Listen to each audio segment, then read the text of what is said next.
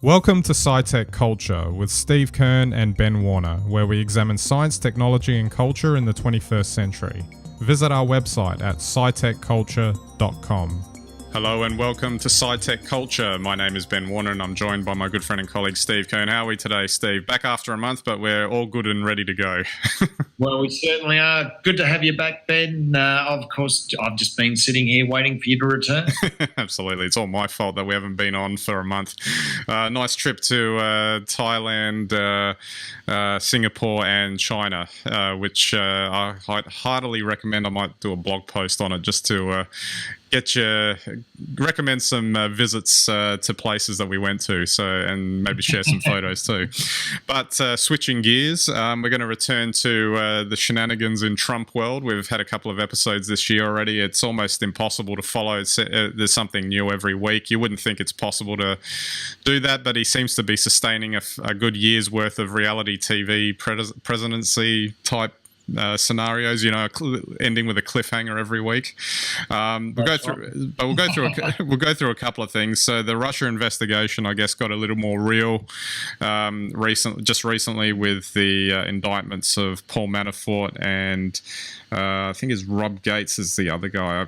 If I don't get his name right, I can't remember. The basically senior advisors to his election campaign. And there was talk that this is something serious for the White House because it's getting closer and closer to Trump's inner circle. And then there's like the whole, what they call people going into their little echo chambers saying, the Fox News side being nothing to see here. It's all fake news. And then, on the other side, can't we get these guys arrested sooner, thrown in jail, connected to Trump straight away? In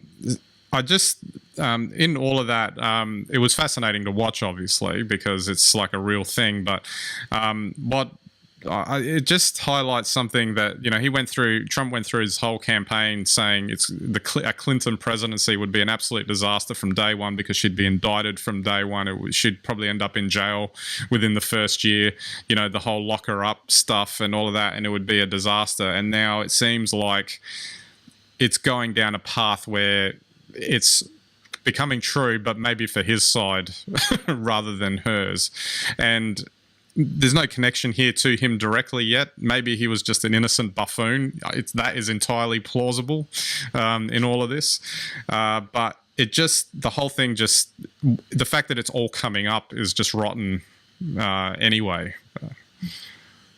I think it just goes to show you the state of the political system, perhaps, in the US. And I'm not talking necessarily about the administration. I'm talking about, the fourth estate, the media.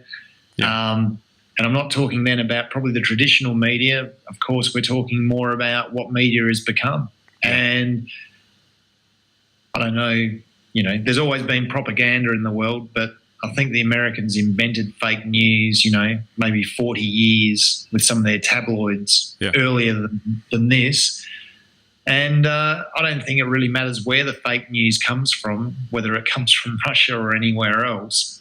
The reality is that you've now got the platforms for that fake news to be presented to people, and people now believe they have a right to choose to believe in the facts they choose to believe in. I don't know if you've seen this, Steve, but I saw it in quite a few hotel rooms while I was traveling. CNN have put out an ad about facts, and they put an apple on the screen, and they say, some people might call this a banana. They might shout it at the rooftops that it's a banana, but it's actually still an apple. And obviously there's been a bit of memes going around about it and all that sort of thing. And it's kind of a juvenile example of what they were trying to get to the point of. And I don't know how they get to the truth in the environment that they're in. And one thing that I've read in the coverage around the Bob Mueller special prosecutor side of things is that he's kept very tight-lipped.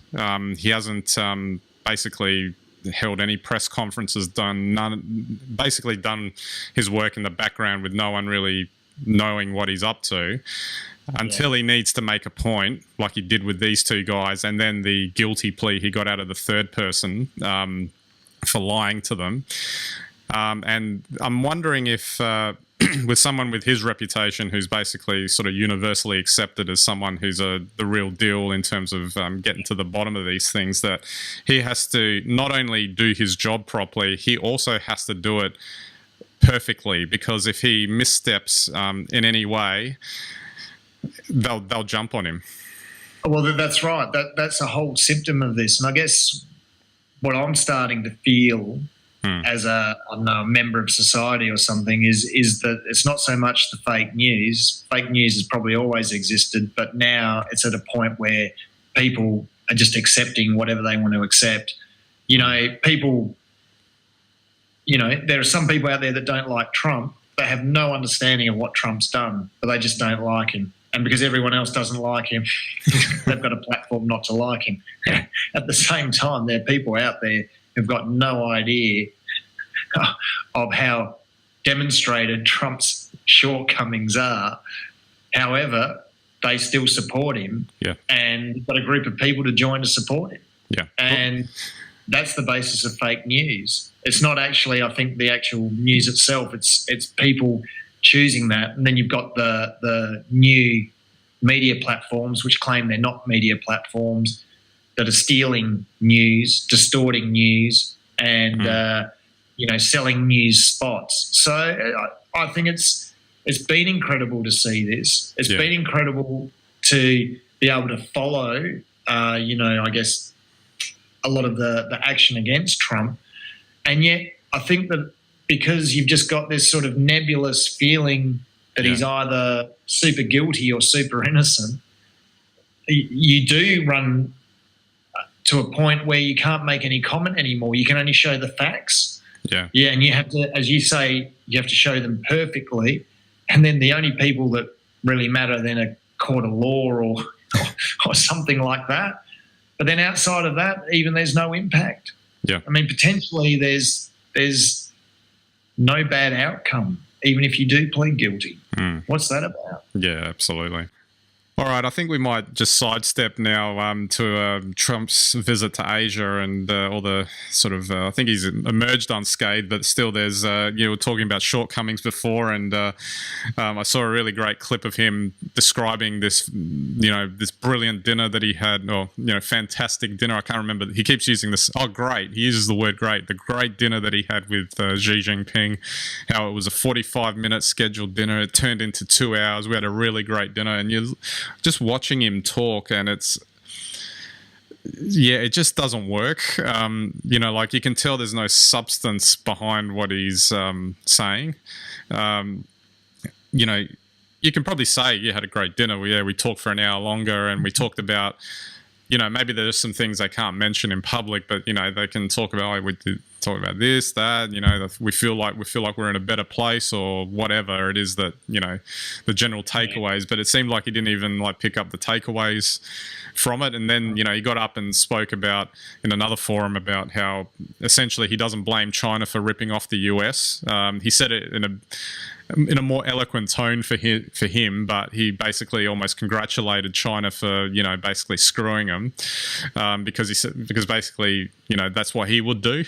He kind of gave that kind of tone. And I just don't know how much longer this can keep going. I mean, this has to have damaged America's reputation. They all must be. I mean, I can't see how they wouldn't be laughing at him, the other leaders of the world, with this sort of rhetoric. Well, it's hard to tell, isn't it? Because with diplomacy, they know exactly how to not say anything. Well, that's right. So, once again, we've moved into a whole new age here. So traditionally in the past, you didn't say anything that could embarrass or upset your, the international diplomacy. So you always measured, you always had a great meeting and all that sort of thing, but you wouldn't reveal details about the fact you agree with the leader doing whatever they're doing. Yeah. But the question is maybe we're in the post-truth world and super modern and all that sort of stuff, and maybe now the new way of diplomacy is for whichever international leader sits down with Trump just to do a penguins out of Madagascar, which is smile and wave. let Trump do whatever he does. And then just get on with business on the side. Just get on with business. You've got someone who you've got more brains than and the measure of. Yeah. So maybe in a bizarre, backward way, he's actually doing a good job. I don't know. Can you do a good job by doing a bad one? Probably in the post-truth world you can. Well, if anyone can do it, Trump can do it. An interesting footnote to this too is that while I was in China during my trip, the Communist Party had their 5-year annual leadership refresh, I guess. That would be the way to put it. And again, the Chinese president basically got up in front, and I think he saw an opportunity. He didn't obviously say it directly because good diplomats don't say these things directly, but he saw an opportunity to state to the world that China is in a position of being able to lead the world now. He didn't say it I can't remember exactly the terminology he used, but he said that we've got a good system, we've got, we're prepared to take leadership on things, and we can set an example for the world, kind of thing. And he's filling that vacuum that that Trump is not filling. Absolutely. So why wouldn't you be so happy that Trump's in charge of the US? Because it allows him to step in and do those things. And be diplomatic. And Trump's comments about China, doing over the US are self-fulfilling in the end. Exactly. So, I'm very confused because these days I think everything's the reverse of what you see happening. I think we've gone past everything. Beamed us into another bloody, I don't know, galaxy or something. It ain't right. Yeah, exactly. Just finally, wanted to touch on this story of the Democrats winning big in some recent governorship elections in Virginia, New Jersey in particular, but apparently there were a whole lot of state legislatures and whatever else, a whole bunch of seats that all just basically went to Democrats in a landslide. And the takeaway is that it was an anti-Trump vote, as they're calling it. And it basically broke, from what I understood anyway, this is my sort of casual read of some of the news coming out of it, was that the same base still showed up for Trump, or the Trump people. So they still got the same numbers as they did last year, but what changed it was that a huge amount of Democratic voters came out this time to vote for the Democratic candidate. And it might be a reflection of the fact that all those people that stayed at home in November last year are now saying, we're not going to let that happen again. Well, that's right. So, I think we said this right at the start when Trump got elected, and, probably not as many Democrats showed up as they should have. Yeah. There's always a positive in these sorts of things. There'll be a reaction to what happened. And if Trump isn't the right president for the US, well, democracy means the people will decide next time. He's still got 3 years to go, though. Yeah, absolutely. All right, Steve, we might wrap it up there. So always an interesting set of topics of this. It's I've never thought we'd delve into this much US politics, but it's totally abnormal, to say the least, to watch all of this unfold. It certainly is, and it is part of the new culture, whatever that is. Yeah, absolutely. All right, so don't forget our website, SciTechCulture.com. You can get all of our links and content there. Subscribe to our channels, Vimeo, YouTube. We've got everything there, and our RSS feeds if you want to listen to us on your devices or whatever else you've got going for you. We'd greatly appreciate that and any visit that you have to our website. All right, so that's it for this episode. We'll catch you next time.